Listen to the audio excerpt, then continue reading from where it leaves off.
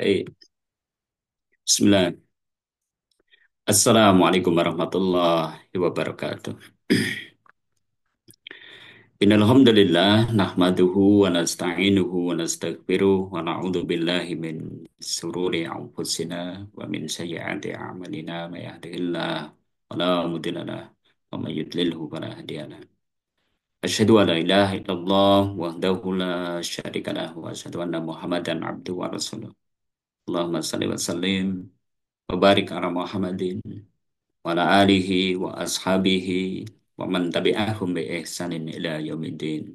Amma ba'da. Fa ibadallah usikum wa iyaya bitaqwallah. Faqad qala Allah Ta'ala ya ayyuhalladzina amanu taqullaha ittaqullaha haqqa tuqatih wa la tamutunna illa wa antum muslimun. Wa qala Rasulullah sallallahu alaihi wasallam idza jaa Ramadan futihat abwabul jannah wa ghuliqat abwabun nar wa sufidatis syayatin. Sadaqallah wa sadaqa Rasul Karim.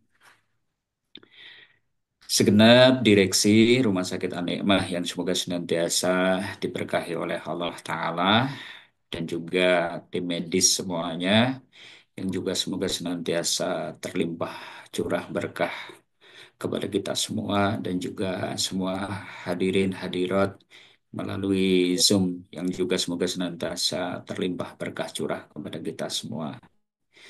Kita bersyukur pagi hari ini sekalipun via online Allah pertemukan kita dan semoga jumpa kita adalah jumpa yang nanti Allah Ta'ala akan berikan kebaikan kepada kita dunia maupun akhirat. Bahkan kita berharap nih suatu saat nanti mungkin bisa berjumpa juga tidak lewat eh, online, tetapi kita bisa ketemu secara tatap muka, bahkan kita berharap kita nanti juga bisa reunian di surganya Allah Ta'ala nanti insya Allah ya. Amin ya Rabbal Alamin.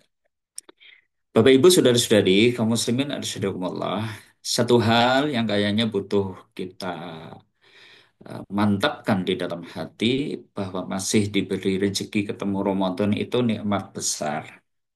Karena faktanya tidak sedikit tuh di antara saudara kita, teman kita, atau mungkin tetangga, kerabat yang Ramadan kemarin masih bisa puasa bareng dengan kita, tarawih bareng dengan kita, bahkan Idul Fitri masih bisa berhari raya dengan kita. Ternyata sekarang mereka tidak berkesempatan ketemu dengan Ramadan karena ajal sudah menjemput, kematian sudah mendatangi.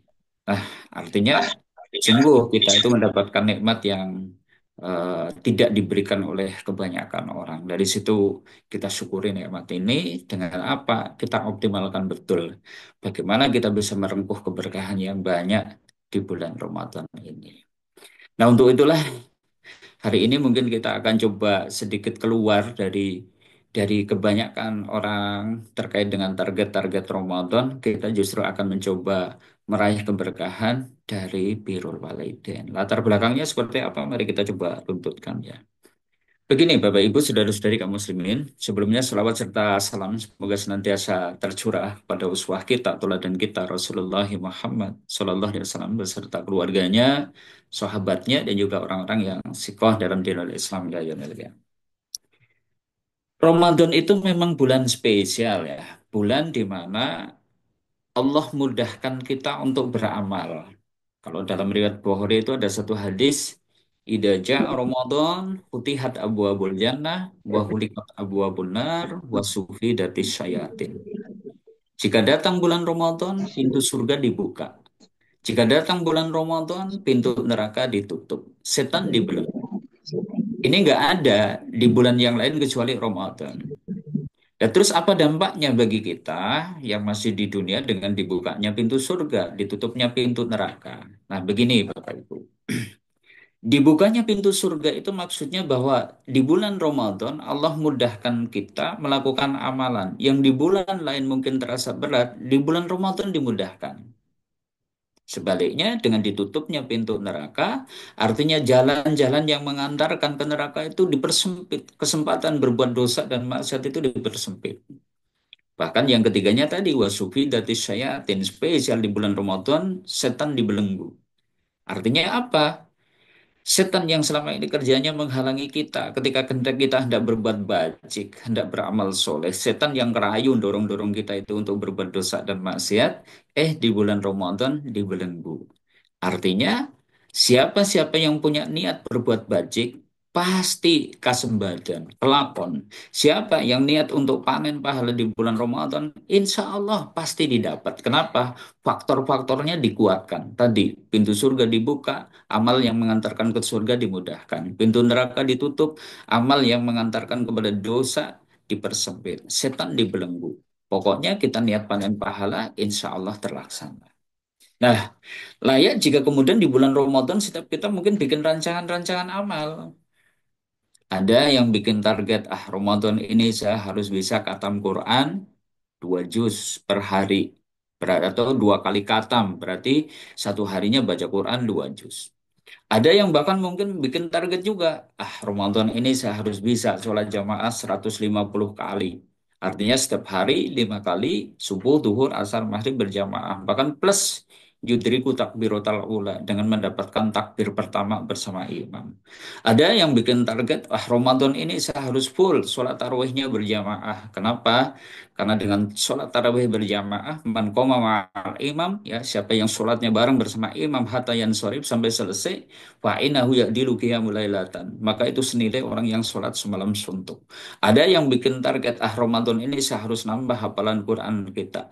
Setidaknya saya harus tambah hafalan Quran saya itu mungkin 1 surat baru. Ada yang menarget Ramadan ini setiap hari harus bisa memberi buka kepada 10 orang. Ada yang kepengen nambah infak sodakoh. Ada yang kepengen dapat pahala haji dan umroh dengan sholat isyraq atau mungkin zikir pagi yang dilakukan. Dan berbagai amal-amal yang lain.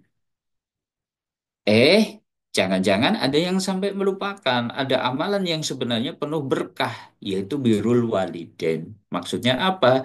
Kita mungkin masih punya orang tua yang tinggal bersama kita, kebetulan dia sepuh, gitu kan?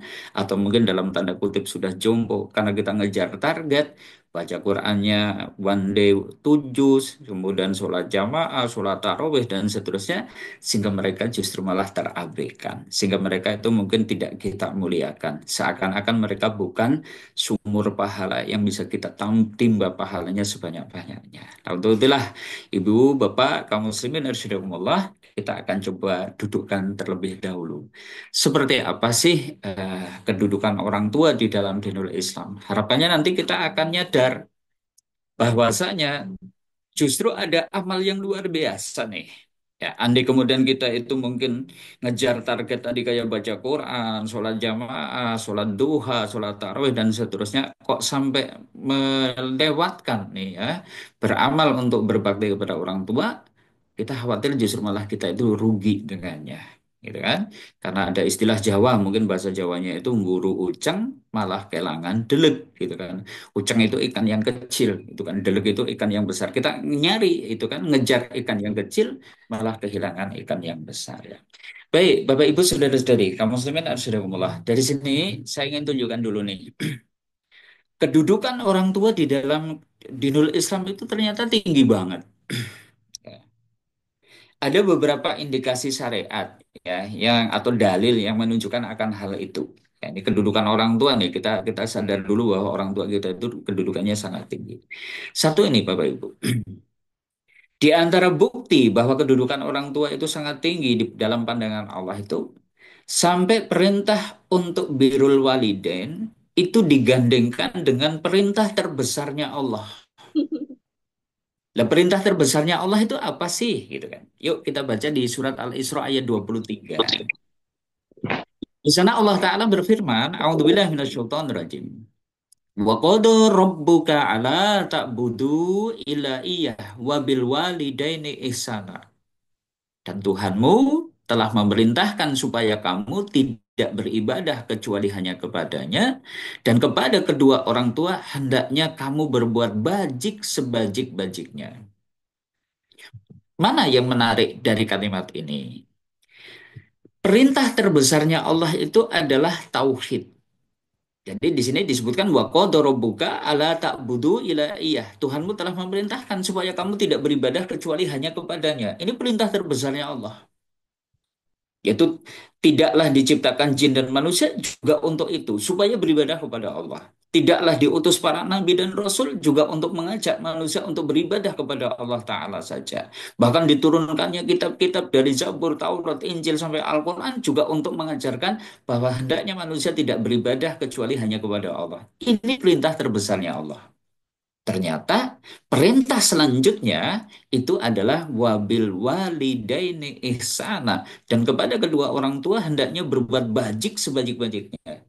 Ini menunjukkan bahwa kedudukan orang tua sangat tinggi. Ibaratnya setelah kita sebagai manusia itu memenuhi kewajiban kita beribadah kepada Allah, tidak ada tuh kewajiban yang lebih tinggi lagi setelah itu dibandingkan dengan berbuat bajik kepada orang tua. Ini dalil pertama menunjukkan bahwa kedudukan orang tua itu sedemikian tinggi.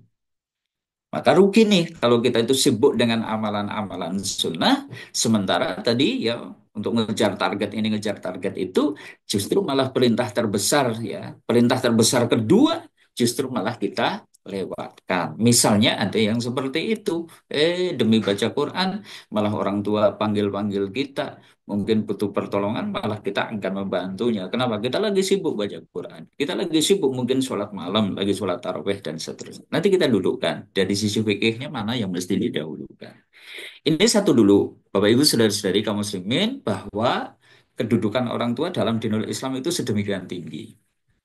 Dalil kedua nih, bahwa kedudukan orang tua itu sangat tinggi. Surat Luqman ayat 14. Di sana Allah Ta'ala itu berfirman, A'udzubillahi minasyaitonirrajim. Aniskurli wali walidayka ilayal masir. Bersyukurlah kalian kepadaku dan juga kepada kedua orang tuamu. Dan hanya kepadakulah kalian itu akan kembali.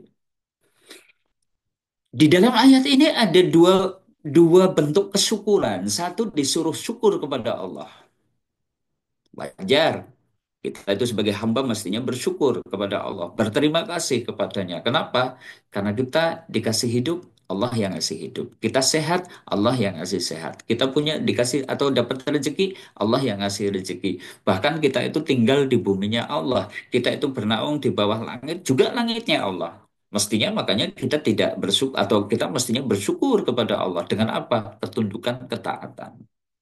Ternyata setelah perintah bersyukur kepada Allah, gandengan keduanya apa? Wali-wali daika, bersyukurlah kepada kedua orang tuamu. Dialah ibu yang sudah 9 bulan bersusah-susah ya mengandung kita. Yang saat itu dia berhati-hati betul, khawatir mungkin nanti janin bergoncang sehingga kemudian ketika melangkah saja seorang ibu hati-hati. 9 bulan dalam keadaan payah, dalam keadaan lelah. Habis itu 2 tahun beliau, ibu kita menyusui sehingga kemudian kita tumbuh berkembang dengan bagus, nutrisi kecukupan, sampai kemudian setelah itu beranjak dewasa dan seterusnya. Setiap nafas orang tua kita itu adalah doa supaya kita itu jadi orang yang sukses dan bahagia. Sementara kita punya bapak juga seperti itu.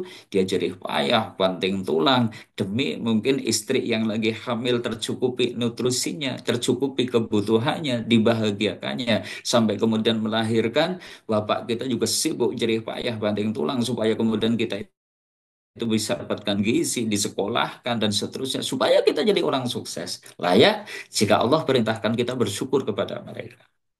Nah, dengan digandengnya perintah syukur kepada Allah dengan syukur kepada orang tua ini, sampai Ibnu Abbas itu mengatakan, ya, beliau itu berkata, barang siapa yang bisa bersyukur kepada Allah dengan sholat, dengan puasa, mungkin dengan zikir, mungkin dengan umroh, dengan haji yang ditunaikannya, tapi tidak bisa bersyukur kepada kedua orang tuanya, tidak berterima kasih kepada orang tuanya, Allah tidak akan ridho. Nah, masalah ini kan menunjukkan bahwa kedudukan orang tua itu sangat tinggi di dalam dinul Islam, ya. Sehingga ketika kita itu bisa berbuat baik, habluminallahnya bagus, tapi ternyata hubungan kita dengan orang tua kita itu ternyata buruk. Orang tua kita sedih dengan sikap perilaku kita, orang tua kita itu bahkan mungkin sakit hati dengan tutur kata dan juga perbuatan kita. Allah pun tidak akan ridho dengan itu. Orang tua tidak ridho, Allah tidak ridho. Makanya kalau kita kaitkan nih poin yang ketiga di dalam hadis riwayat Bukhari ini, sampai disebutkan, Ridho Allah ala ridho walidayhi. Wasahutullah ala sahito walidayhi. Ridho Allah tergantung keridhoan orang tua. Murka Allah tergantung kemurkaan orang tua. Masya Allah, ini kan menunjukkan betapa tingginya kedudukan orang tua.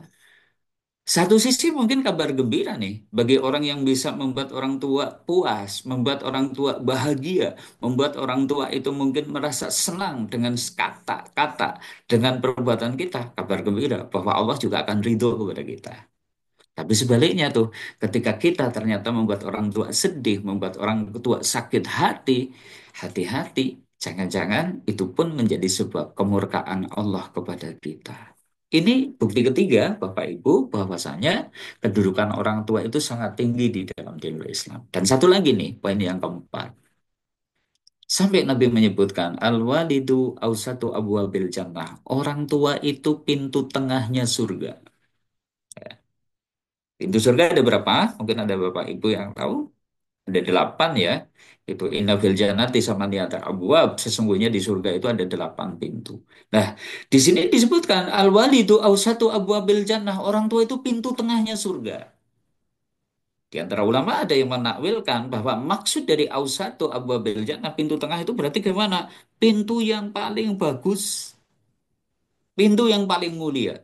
Jadi kalau ada pintu sholat ya karena Nabi menyebutkan mangkana min ahli sholat itu ia min babus sholat besok orang yang ahli sholat akan dipanggil dari pintu sholat jadi ada pintu surga namanya babus sholat mangkana min ahlul jihad itu ia min babul jihad siapa yang ahli jihad ya besok akan dipanggil dari pintu jihad mangkana min ahli sodakot itu ia min babis sodakoh siapa yang ahli sodakoh dia akan dipanggil dari pintu sodakoh mangkana min ahli siam itu ia min babi royan siapa yang ahli puasa dipanggil dari pintu pintu aroyan. Nah ini yang bisa birrul walidain besok juga akan dipanggil dari pintu khusus. Pintu yang disebut-sebut ausatu abwabil jannah, pintu tengahnya surga. Pintu yang paling bagus, pintu birrul walidain. Maka siapa yang kepengen masuk surga melalui pintu ini, jagalah orang tuanya. Siapa yang tidak kepengen, ya sudah, sia-siakan orang tuanya. Atau kalau siapa yang menyanyiakan orang tuanya, ya jangan berharap tuh bisa masuk jannah melalui pintu tengahnya surga. Nah, ini Bapak Ibu, saudara-saudari, kaum muslimin dan saudarakumullah.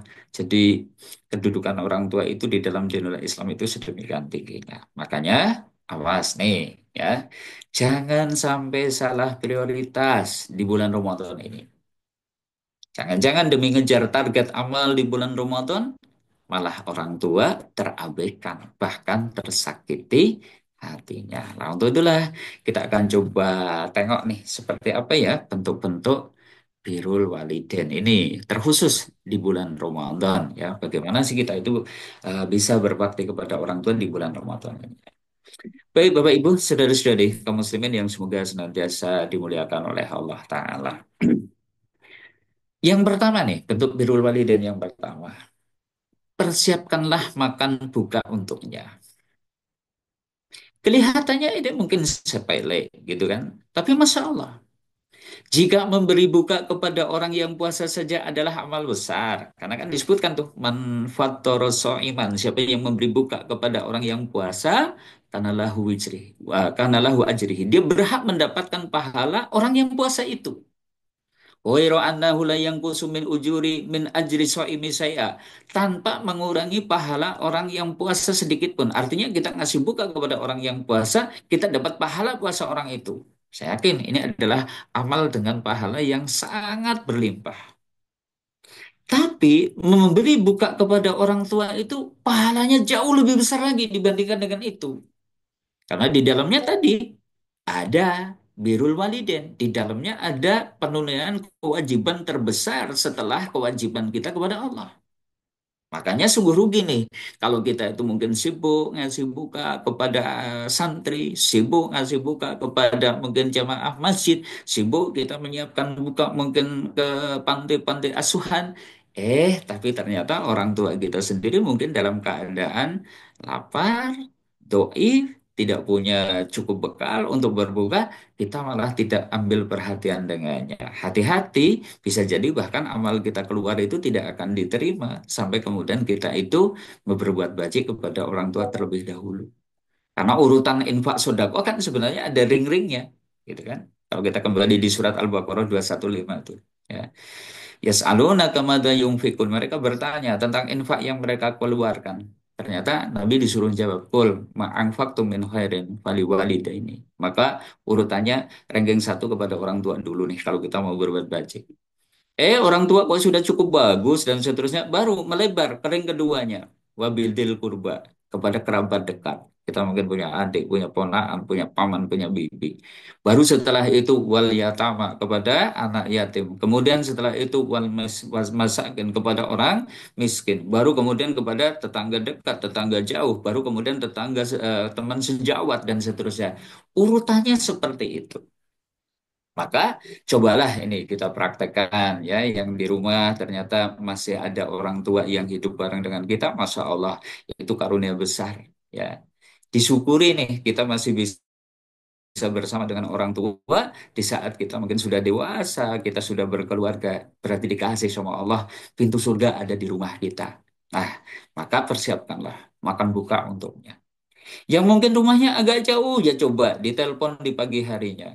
Ibu, bapak, jenengan ngersake buka kalih daharan menopo. Sudah, boten usah masak, mangke kawula anter sore harinya.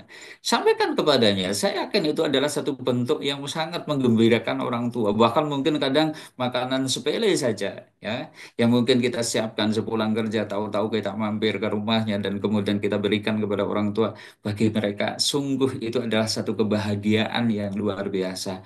Anaknya sangat perhatian, maka orang tua itu akan merasakan kegembiraan yang sangat. Bahagiakanlah mereka dengan memberikan buka untuknya. Ini yang pertama, bentuk birrul walidain di bulan Ramadan. Yang kedua, siapkan makan juga dengan baik bila mereka tidak puasa. Nah, ini yang kadang mungkin tidak difahami. Andai orang tua kita itu sudah sepuh dan juga ternyata sudah mulai jompo, sehingga kemudian tidak mampu untuk berpuasa, ingat, mereka adalah orang-orang yang dimuliakan oleh Allah, boleh tidak puasa. Silahkan nanti dibaca tuh di surat Al-Baqarah. Wa 'alal ladzina yutiqunahu fidyatun ta'amum miskin. Adapun orang-orang yang sudah tidak sanggup untuk berpuasa, siapa di antaranya? Ya itu tadi, orang yang sudah jompo, mungkin sudah sepuh, fisik dan akalnya lemah. Boleh nggak puasa? Dengan kewajiban apa? Fidyatun, ta'amum miskin. Dengan membayar fidyah, memberi makan kepada orang miskin. Artinya mereka tidak puasa itu atas dispensasi dari Allah. Memang rukhsah yang Allah berikan kepada mereka. Dan ini bukan celaan. Bukan termasuk, wah ini berarti hina banget nih orang tua saya tidak puasa dan seterusnya. Sehingga kemudian kita pun tidak memuliakannya, sehingga kemudian kita itu meremehkannya, alah wong tua wong puasa ora be dan seterusnya. Jangan, bahkan tetap harus dimuliakan. Muliakan mereka, bahkan mungkin ibu bapak jenengan kerso sarapan kalih nopo sarapan padahal kita lagi puasa, ibu bapak mangke siang bedik dahar kalih nopo, mungkin ditanyakan apa yang sedang diinginkan, termasuk nanti ketika buka mungkin kita kemudian kumpulkan bersama dengan kita. Jangan kemudian mau orang puasa akan melu buka-bukaan. Jangan, bersamakan mereka ikut buka bersama kita dan seterusnya. Dan jangan kemudian tidak disiapkan khusus. Mungkin bahkan makan mereka sisa sahur kita atau bahkan mungkin sisa buka kita. Wis kayak anaknya sisa sahur tadi dan seterusnya.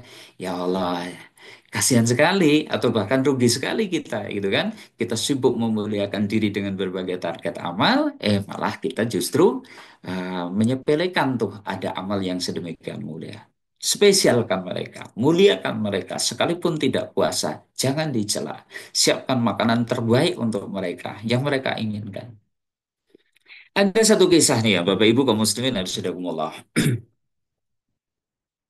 Namanya Usamah bin Zaid. Dia itu adalah putranya Zaid bin Harisah. Zaid bin Harisah itu salah satu orang kesayangan Nabi karena sempat diangkat menjadi anak oleh Nabi ya, Zaid bin Harisah. Nah, punya putra namanya Usamah. Usamah ini dikenal anak yang sangat bekti kepada ibunya. Sampai apapun lah yang diinginkan oleh ibunya itu pasti dia kabulkan. Suatu saat ibunya itu pingin nih, dia itu makan, ada satu makanan namanya juman. Itu adalah pondohnya pohon kurma, itu kalau dipotong nanti akan keluar sayur. rasanya itu manis seperti madu. Bukan nira ya. Kalau nira itu kan manggarnya yang dipotong. Tapi kalau ini pondohnya. Pondohnya itu dipotong nanti keluar cairan ya seperti madu itu, manis gitu. Maka begitu mendengar ibunya menginginkan hal itu, ba'da subuh Osama itu langsung naik.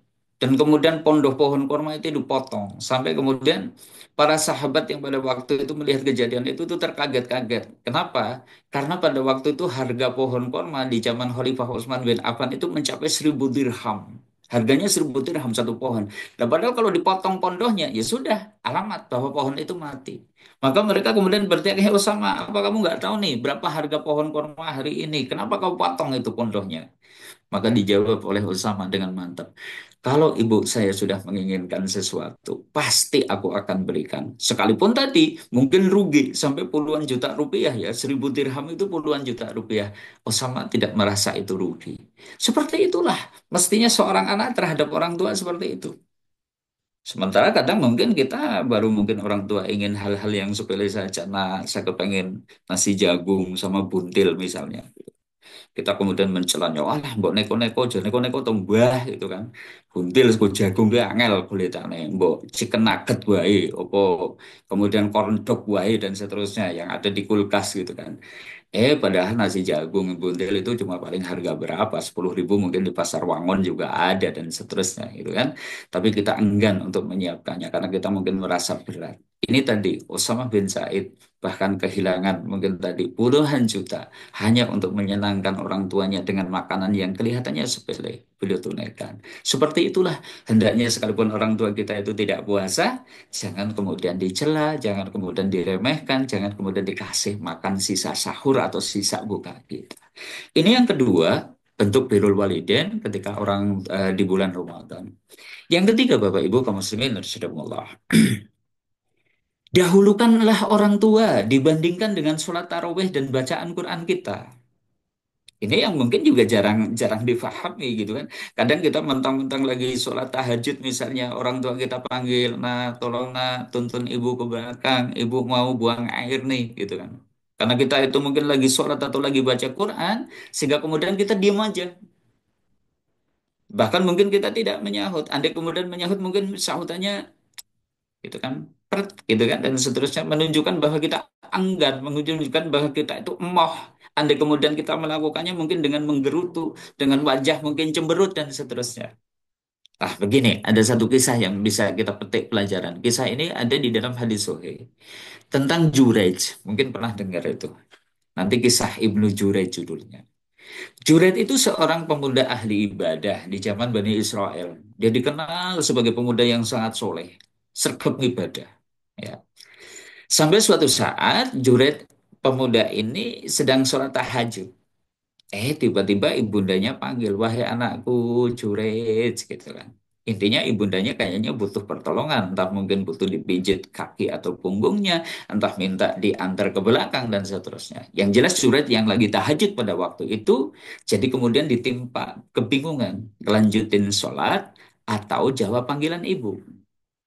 Sampai kemudian ibundanya panggil lagi kedua kalinya. Dia pun masih ditimpa kebingungan. Lanjutin sholat atau jawab panggilan ibu. Sampai akhirnya dipanggil 3 kali. Jurej memilih melanjutkan tahajudnya. Maka ibundanya kemudian berdoa. "Ya Rob, jangan biarkan anak aku meninggal. Kecuali sudah mendapatkan fitnah dari seorang pelacur. Wanita nakal." Doanya gitu Masya Allah. Dan ternyata doa ibundanya itu dikabulkan sehingga suatu saat dia itu didatangi oleh wanita, mohon maaf, wanita nakal dari kalangan Bani Bani Israel. Dirayulah Juret itu untuk melakukan hubungan yang buruk dengannya. Juret tidak bergeming. Tapi kemudian si wanita nakal itu justru kemudian dia itu berhubungan dengan penggembala kambing yang kemudian sampai akhirnya hamil dan kehamilan itu kemudian dituduhkan kepada Jurej. Kehamilannya kemudian disebarkan kabarnya kepada Bani Israel sampai kemudian rumah ibadahnya Juret itu kemudian dirobohkan oleh Bani Israel. Kenapa? Karena ternyata mereka kecewa Juret yang ahli ibadah ternyata telah berbuat zina. Ini tuduhan keji. Sampai akhirnya lahirlah sang bayi itu. Yang mana kemudian Juret itu kemudian ingin membuktikan kebenarannya. Maka dia kemudian bilang, Sudah kalian ingin tahu sebenarnya siapa nih bapak dari si bayi yang ada di kandungan dari si wanita ini? Tunggu ketika dia lahir. Maka ketika lahir tadi, langsung kemudian dibawakanlah bayi tadi dan kemudian disaksikan di kalangan Bani Israel. Ditanya tuh, bayi yang baru lahir bisa ngomong, itu cuma tiga ya. Salah satu itu adalah Nabi Isa ya lahir langsung bisa bicara, kemudian bayi dalam kisah Ibnu Jurayj ya, kemudian bayi dalam kisah Ashabul Ukhdud. Dan ditanya, siapa bapak kamu? Ah, bayi itu kemudian mengatakan bahwa yang telah bapaknya itu adalah penggembala kambing itu dan seterusnya. Tapi dari kisah ini ada satu perkara yang bisa kita petik pelajaran. Ternyata Jurayj yang lagi sholat sholat tahajud dipanggil ibunya ternyata tidak bergeming dan melanjutkan tahajudnya, tetap masuk kategori durhaka sehingga Allah kabulkan doa ibunya. Lalu bagaimana kalau kita lagi baca Quran? Lebih lagi kan. Lalu bagaimana kita lagi HP-an, tahu-tahu kok dipanggil ibu kok kemudian kita tidak panggil atau tidak jawab panggilannya? Lebih durhaka lagi. Nah, makanya ini juga jangan sampai keliru kalau kita mungkin merasa soleh ya, sehingga kemudian di bulan Ramadan kita bikin target tarawih saya harus berjamaah, sementara ibu dalam kondisi sakit yang mungkin butuh ditungguin dan seterusnya. Lebih utama nunggu ibu. Kita mungkin punya target Ramadan ini harus bisa 2 kali khatam Quran. Lagi baca Quran kok ibu panggil-panggil, dahulukan panggilan ibu kita, karena itu adalah lebih wajib. Sampai ada satu perkataan dari Abdullah bin Umar ya, yang mungkin banyak orang mungkin tidak nyadar. Beliau pernah mengatakan, sungguh memijit kaki ibu lebih aku sukai dibandingkan dengan sholat semalaman. Artinya, suatu hari mungkin kita terhalang dari sholat tarawih, suatu hari kita terhalang dari baca Quran, karena kita harus nunggu ibu kita yang sakit. Itu lebih utama, lebih bagus, dan itu adalah bentuk birrul walidain. Ini yang ketiga, Bapak Ibu kaum muslimin harus Allah. Yang keempat nih, bayarkan fidyahnya. Maka ini juga masuk kategori birrul walidain. Yaitu tadi, jika orang tua kita sudah sepuh, sudah jompo, tidak mampu lagi untuk berpuasa, ya, ada kewajiban yang mesti ditunaikan, yaitu apa? Membayar fidyah. Ambillah kesempatan itu, kalau boleh kita katakan rebut tuh kesempatan untuk membayar fidyah. Andai mungkin orang tua kita itu punya anak, kita punya saudara mungkin banyak ya, ada yang mungkin saudaranya 4 dan seterusnya. Kok kita kemudian kepengen mendapatkan keberkahannya, rebut itu, biar saya yang bayar fidyahnya. Ya.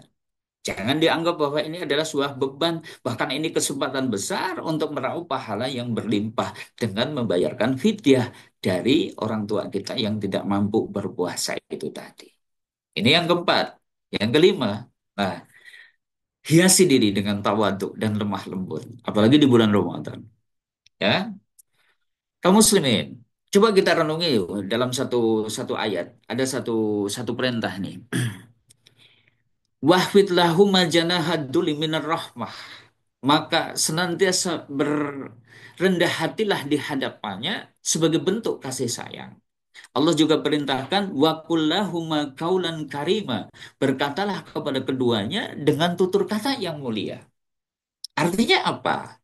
Hari ini mungkin kita sudah menjadi orang hebat, mungkin kita jadi dokter, mungkin kita jadi perawat, mungkin kita jadi ahli gizi, mungkin kita jadi apoteker, mungkin kita itu mungkin jadi direktur, mungkin kita jadi manajer dengan pendidikan yang tinggi. Orang tua kita, dia itu lulus SD saja tidak, bahkan mungkin dia itu hanyalah wong deso. Ingat, jangan sekali-kali tinggi diri di hadapannya. Kenapa?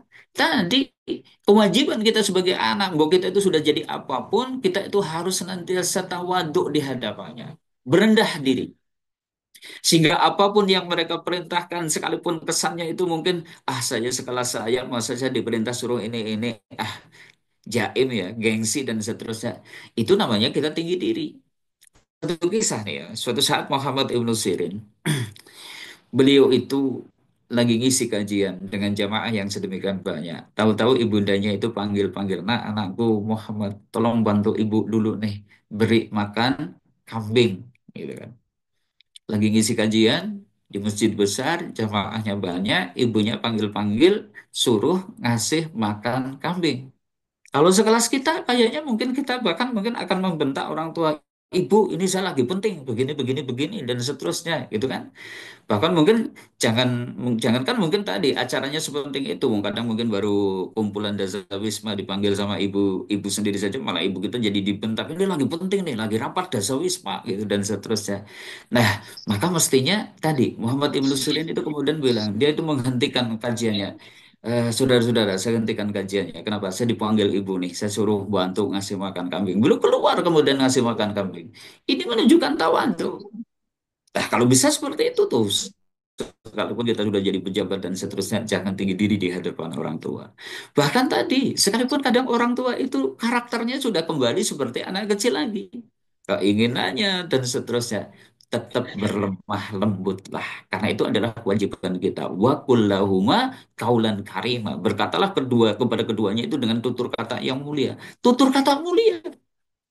Sampai dikatakan sebenarnya kita nggak boleh itu berkata-kata kepada orang tua itu sebagaimana kita berkata-kata kepada orang lain harus dengan tutur kata yang beda. Nah, kalau di Jawa kan ada istilah promo Injil dan seterusnya. Mestinya kepada orang tua mestinya seperti itu promo Injil. Nanti kepada tetangga teman bahasanya halus banget, badhe tindak pundi, monggo pinara rumiyin gitu kan. Misalnya nih, kalau kepada tetangga sama orang tua sendiri malah war mari ngendi aja lunga bae dan seterusnya. Kayaknya kok malah kasar. Tadi tutur katalah yang lembut, berilah perhatian. Meski engkau sibuk dengan berbagai pekerjaan, perhatikanlah orang tua kita yang mungkin tadi sudah jomblo. Ini kelima, keenam kaum muslimin. Nah, ini penting juga. Bentuk birrul walidain di bulan Ramadan, bimbinglah mereka kepada hidayah. Mumpung Ramadan bulan dimudahkan amal, mungkin orang tua kita ada yang belum perhatian dengan urusan akhirat. Coba dinasehati dengan bahasa yang santun, jangan terkesan menggurui supaya orang tua kita itu dapat hidayah. Ingat, tidak boleh menggurui karena orang tua bagaimanapun dia itu lebih sepuh dan pasti sehebat apapun kita, setinggi apapun ilmu kita dalam pandangan orang tua, kita masih bocah. Maka harus tetap santun, harus dengan lemah lembut. Antarkan kepada hidayah. Ingat, Ramadan itu bulan di mana doa-doa itu mustajab. Wa yastajibu fihi doa, kata Nabi. Ramadan itu bulan di mana doa-doa itu dikabulkan. Maka doakan orang tua supaya senantiasa mendapatkan kebaikan, keberkahan umur, keberkahan sehat, supaya dibimbing kepada jalan yang benar, supaya kemudian dibimbing kepada jalan yang diridhoi oleh Allah. Itu semua sebagai bentuk syukur dan kasih sayang kita kepada orang tua. Dan terakhir, yang ketujuh, bila orang tua sudah meninggal, mungkin ada di antara kita yang seperti itu. Kewajiban birrul walidain belum selesai dengan meninggalnya orang tua. Maka apa yang bisa kita perbuat? Cobalah taubat. Jangan-jangan dulu ketika mereka masih hidup, kita belum bisa berbuat baik kepadanya. Jangan-jangan ada tutur kata kita yang membuat mereka sedih. Jangan-jangan ada kelakuan dan perbuatan kita yang membuat mereka malu dan seterusnya. Taubat, minta ampun kepada Allah. Doakan mereka. Bahkan ada ungkapan dari para ulama, kita itu mungkin hendak bersedekah dengan menyembelih 10 ekor onta misalnya, tetap kalah utamanya dengan doa yang kita panjatkan untuk orang tua kita. Amal yang paling utama di antaranya seorang anak kepada orang tua adalah mendoakan mereka. Dengan mendoakan keampunan bisa menjadi sebab nih orang tua kita itu tinggi derajatnya di hadapan Allah. Atau kalau memang hari ini kita termasuk orang yang memiliki kelapangan rezeki, bersedekahlah untuknya supaya bisa mungkin menebus dulu orang tua kita mungkin jerih payah banting tulang tidak sempat infak tidak sempat sedekah. Kenapa? Karena hanya memikirkan supaya kita bisa makan bergizi, supaya kita sekolah, supaya kita cita-citanya tergapai tinggi. Maka hari ini kita sudah sukses, sedekahlah untuknya dan seterusnya. Termasuk birrul walidain yang paling bakti. Ada satu hadis, yaitu menjaga silaturahim dengan kerabat.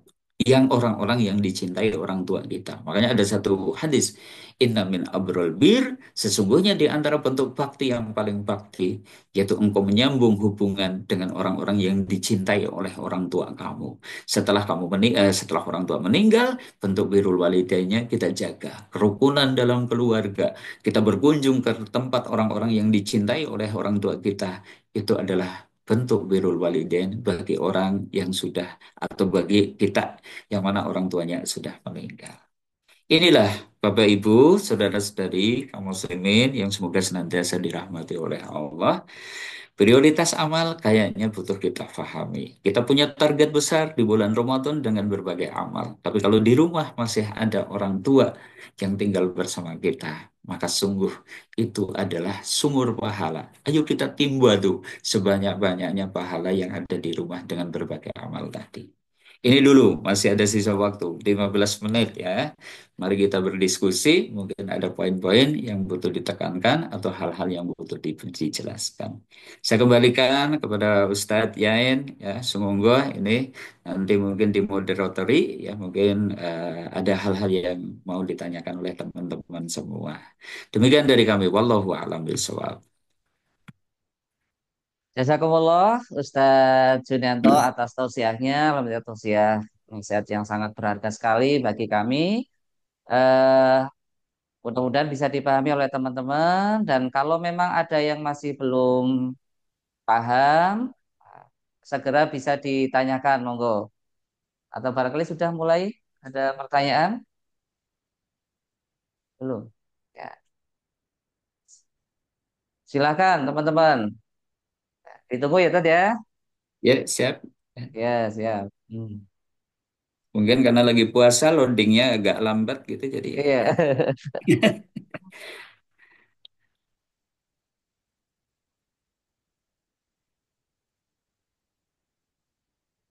Monggo teman-teman jangan malu-malu bertanya.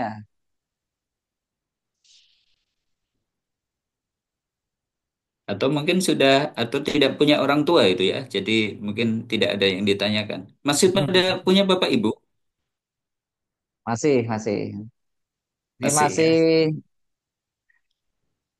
mayoritas Muda-muda anak-anak ya. muda. Iya, Alhamdulillah. Ya. iya. Kalau saya udah yatim piatu Iya. itu kan. Gitu. Anak-anak saya, mayoritas ini Hmm. anak-anak saya, seusia Oh anak-anak gitu. saya. Masya Allah. Masya Allah. Sudah Mas? Belum?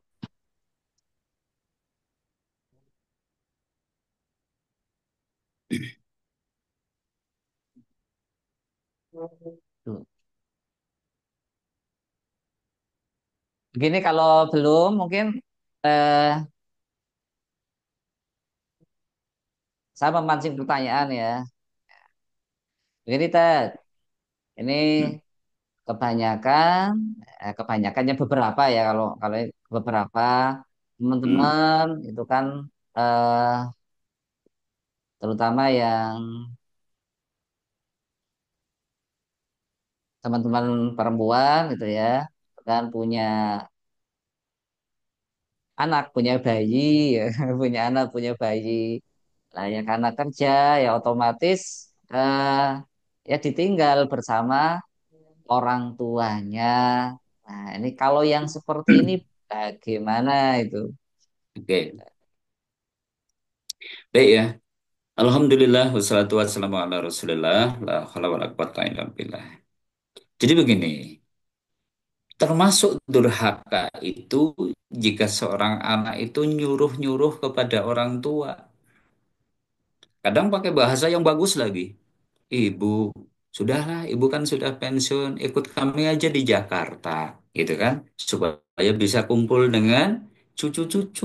Kebetulan kami kan juga harus kerja, kami kan juga harus ini, harus itu, dan seterusnya. Nanti di tempat kami ibu bisa kalau pagi sambil bersih-bersih rumah, siang sambil ngomong cucu dan seterusnya. Bahasanya halus banget tuh. Suruh bersih-bersih rumah, ngomong cucu dan seterusnya. Tapi ini durhaka. Kita itu kemudian menjadikan orang tua itu seakan-akan itu seperti pembantu. Nggak boleh. Orang tua itu harus dimuliakan. Kecuali atas kesadaran orang tua sendiri tanpa kita perintah sama sekali kita tidak mengharapkannya gitu kan tanpa kita perintah sudahlah nak kamu sudah kalau memang lagi sibuk dengan pekerjaan nanti biar ibu yang kemudian ngomong anak kamu dan seterusnya daripada dia ngomongin ke pembantu ah ibu nggak percaya gitu kan mending cucu sama mbahnya aja dan seterusnya nah kalau memang itu kesadaran orang tua tidak jadi masalah tapi kalau itu adalah memang sengaja nih sengaja kita itu sibuk dengan karir ya istri sibuk dengan karir, lah kemudian orang tua kemudian kita suruh-suruh supaya ngurus anak kita. Yang seperti itu tidak boleh. Gitu ya. Kecuali tadi, kecuali atas kesadaran orang tua sendiri karena saking sayangnya kepada kita misalnya. Mungkin begitu ya. Wallahu a'lam. Ini ada chat yang masuk juga nih, saya bacakan. Jika kita sedang melakukan kegiatan dan dalam waktu bersamaan orang tua memanggil, minta bantuan, kita harus mendahulukan orang tua. Tetapi jika orang tua memaklumi, mempersilakan untuk menyelesaikan kegiatan terlebih dahulu, itu jadinya bagaimana birrul walidaynya. Oke, bagus ya. Baik, Bapak Ibu saudara-saudari kaum muslimin yang semoga senantiasa dimuliakan Allah. Tadi kita contohkan kisahnya Ibnu Jurayj ya, yang mana dia lagi tahajud tuh di malam hari.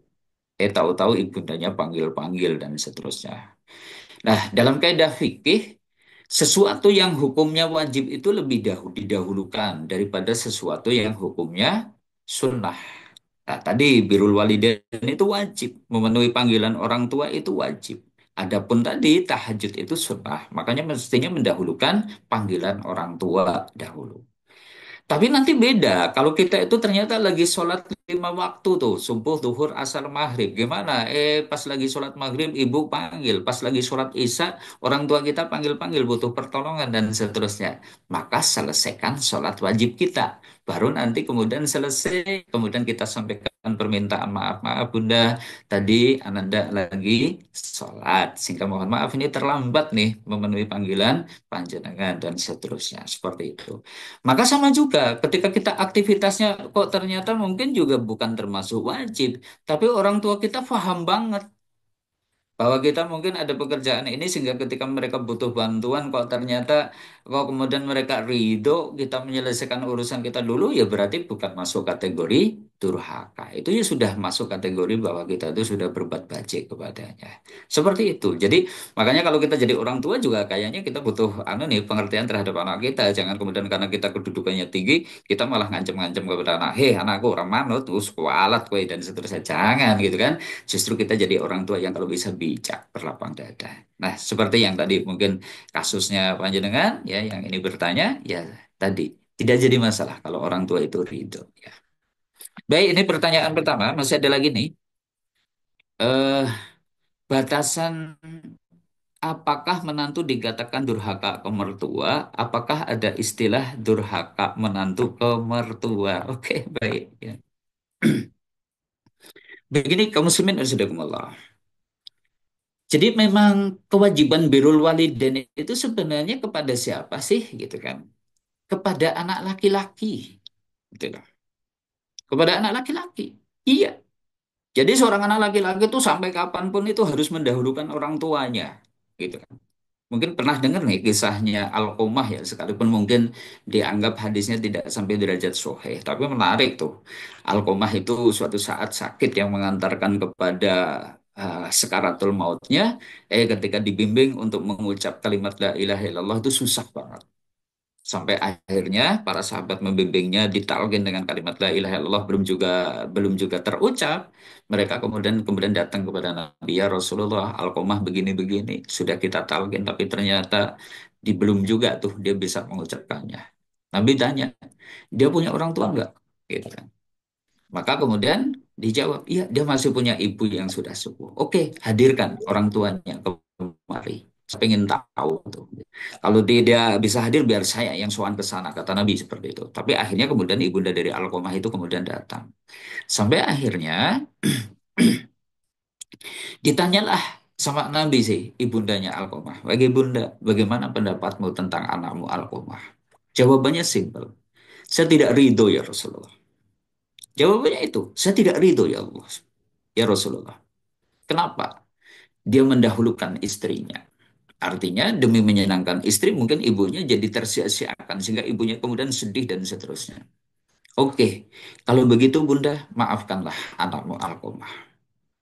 Kayaknya ibunda ini sakitnya mungkin sakit hatinya terlalu mendalam sehingga beliau kemudian diem dan seterusnya sampai akhirnya Nabi kemudian mengancam, kalau ibu tidak ridho, kalau ibu tidak memaafkannya, saya akan bakar Alkomah hidup-hidup. Nabi sampai ngancam seperti itu. Yang namanya orang tua, ketika mungkin anaknya mungkin diancam dengan ancaman seperti itu, ternyata buat sejahat apapun anak, ya tetap tidak tega. Sampai akhirnya ya kemudian ibundanya, ya Rasulullah, engkau akan bakar anakku hidup-hidup. Ya Rasulullah, sudahlah, saya maafkan dia, saya maafkan dia. Akhirnya baru kemudian Alqamah bisa mengucap kalimat la ilaha illallah dan akhirnya meninggal. Nah, dari kisah itu, sebenarnya kewajiban anak itu tetap anak laki-laki nih ya, wajib untuk bakti kepada orang tuanya. Dan tugas istri itu apa? Membantu suaminya itu untuk bakti kepada orang tuanya. Karena nanti sebenarnya orang orang tua yang punya anak perempuan ketika dia itu menikahkan anaknya dengan kalimat angkah tuka wajah tuka gitu kan. Aku nikahkan kamu wahai pemuda dengan anakku yang namanya ini bimahrin, kok kemudian pemuda tadi menjawab qabil tu nikahaha dan seterusnya. Itu sebenarnya sama, kita itu sudah kayak ngasih, nah aku serahkan anak perempuan ini kepadamu. Kewajiban taatnya kepadaku, saya alihkan kepadamu. Jadi orang tua yang punya anak perempuan seperti itu. Tuh, rugi dong kalau kita punya anak perempuan gitu kan. Karena kita sudah gulawentah merampat, mentarbiah jadi anak yang soleha di sekolah gitu, dan seterusnya. Kita kasihkan kepada anak muda berarti harus taat kepadanya. Bahkan tidak taat lagi kepada kita nggak jadi masalah gitu kan. Nggak usah berkata rugi karena menurut Nabi manibtala minal banat, siapa yang diuji dengan anak perempuan fasobaro alaihina, kita bersabar mentarbiahnya sampai kemudian anak kita jadi anak yang soleha, kunnalahu hijaban minan nar. Kalau itu akan jadi hijab dari api neraka bagi kita. Nah, artinya kalau tadi pertanyaannya mertua berbuat baik kepada mertua itu gimana? Apakah ada mantu yang durhaka sama mertua? Ya ada. Karena mestinya seorang istri itu mendukung suaminya untuk birrul walidain. Ini malah tidak, mencoba untuk memecah supaya suami benci terhadap orang tuanya, supaya suami itu kemudian jauh dari orang tuanya. Hati-hati, ini pun masuk kategori berarti durhaka yang semacam itu. Karena kewajibannya tadi justru mestinya menolong suaminya untuk tetap taat kepada atau berbakti kepada orang tuanya. Nah, adapun nanti seorang suami yang soleh juga tidak kemudian membeda-bedakan, oh kowe kowe kudu taat karo aku, kowe kowe ora kena bakti karo wong tuamu dan seterusnya. Nah, yang seperti ini juga tidak boleh. Mestinya kemudian seorang suami juga memberikan ruang nih kepada istrinya untuk berbuat baik kepada orang tua. Begitu mungkin kamu Mbak, Ibu ya, Ibu Sri Nurhayati. Kemudian ini masih ada pertanyaan satu lagi nih. Banyak anak yang ingin terus birrul walidain kepada orang tua, tetapi qadarullah orang tua berpulang. Bagaimana cara untuk berbakti kepada orang tua sudah meninggal? Alhamdulillah ini ya. Baik, pertanyaan bagus ini. Jadi ini yang kadang tidak dipahami oleh banyak orang, bahwa kewajiban birrul walidain tidak terhenti setelah meninggalnya orang tua kita. Nah, ini kita garis bawahi dulu tuh. Kewajiban birrul walidain tidak terhenti dengan meninggalnya orang tua kita. Lalu bagaimana bentuk birrul walidainnya ketika tadi orang tua kok ternyata sudah meninggal? Tadi sebenarnya di poin yang ketujuh sudah kami sampaikan. Satu, kita istighfar dulu, taubat dulu nih. Jangan-jangan ketika beliau-beliau ini masih hidup, kita belum bisa berbuat baik kepadanya. Kita minta ampun kepada Allah. Kita beristighfar kepadanya. Mungkin kita lalai dengan tutur kata kita, membuat orang tua kita sedih. Mungkin dengan perbuatan yang kita lakukan, membuat orang tua kita itu malu. Nah, kita istighfar, mohon ampun kepada Allah, taubat dengan taubatan nasuha. Ini satu. Dua, tadi andai orang tua kita meninggal, andai bisa, kitalah yang mengurus jenazahnya, kitalah yang memandikannya, kitalah yang mengkafaninya, kitalah yang kemudian berusaha untuk sholat dengan sebagus-bagus sholat.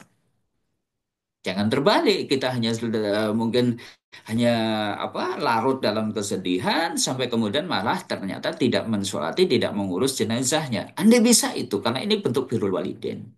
Tiga, jika orang tua kita itu kok meninggal dalam keadaan meninggalkan hutang, maka kita berusaha tuh bayarkan hutangnya.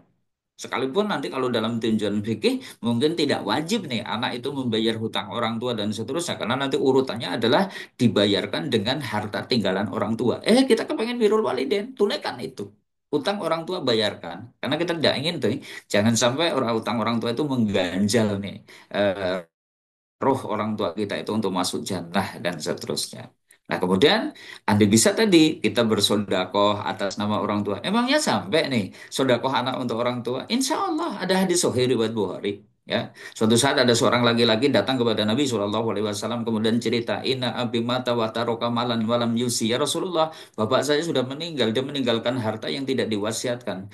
Bisa nggak menghapus dosanya kalau saya bersodakoh atas namanya? Dijawab oleh Nabi, maaf. Wah, berarti bisa tuh sodakoh untuk orang tua yang sudah meninggal. Termasuk tadi ya, bentuk bakti yang paling bakti setelah meninggalnya orang tua itu apa? Menyambung hubungan kekerabatan dengan orang yang dicintai orang tua kita. Siapa orang yang paling dicintai orang tua kita? Ya pasti anak-anaknya toh. Ya berarti kita menjaga hubungan dengan kakak, dengan adik, dengan ponakan, dengan paman, dengan bibi itu adalah bentuk bajik yang paling bajik terhadap orang tua. Begitu mungkin Ibu ya yang tadi sudah bertanya ini lewat chat yang ada. Oh masih ada satu ini Pak Zain. Eh, satu. Ini ada Ayo ini udah pertanyaan lagi nih. terjawab. Ya. Sudah terjawab di yang pertanyaan Oh iya keberapa itu? sudah sudah. Iya Sudah, iya ya. sudah. Hmm. Ya cukup kayaknya, Ted. Oh iya Oh, baik. monggo Ya, di mungkin closing. itu dulu Bapak Ibu saudara-saudari kaum muslimin yang bisa kami sampaikan. Semoga bermanfaat di bulan Ramadan yang penuh berkah ini. Yuk kita kejar target. Mungkin kita kepengen khatam Quran 2 kali, pengen nambah hafalan satu surat, pengen mungkin kita memberi buka kepada orang puasa sehari 10 orang. Kita kepengen nambah infak di bulan Ramadan dan seterusnya. Silahkan bikin target besar. Tapi kalau masih punya orang tua, jangan lupakan mereka. Bahkan berbuat wajib kepada mereka, pahalanya jauh lebih berlimpah dibandingkan dengan amalan-amalan sunnah yang lain. Jadi kami demikian, mohon yang kurang berkenan, ada benarnya dari Allah, ada salahnya dari diri kami pribadi. Saya kembalikan ke Ustadz Zain. Demikian, billahi taufiq wal hidayah. Assalamualaikum warahmatullahi wabarakatuh. Waalaikumsalam warahmatullahi wabarakatuh. Terima kasih kepada Ustadz Junianto yang telah memberikan tausiah di pagi hari ini. Sekali lagi tausiah yang sangat luar biasa, yang mudah-mudahan kita bisa mengaplikasikan kita dalam kehidupan sehari-hari. Kita diberi kekuatan oleh Allah untuk bisa birrul walidain dan dijauhkan Hmm. dari durhaka kepada kedua orang tua. Hmm. Teman-teman semuanya, mari kita tutup ya pengajian ini dengan membaca doa kafarat majelis. Subhanakallahumma wa Subhanakallahumma wa bihamdika bihamdika asyhadu an asyhadu la an la ilaha illa ilaha anta illa anta astaghfiruka wa atubu astaghfiruka wa atubu ilaik. ilaik. Demikian, assalamualaikum warahmatullahi wabarakatuh. Waalaikumsalam warahmatullahi wabarakatuh. Waalaikumsalam warahmatullahi wabarakatuh.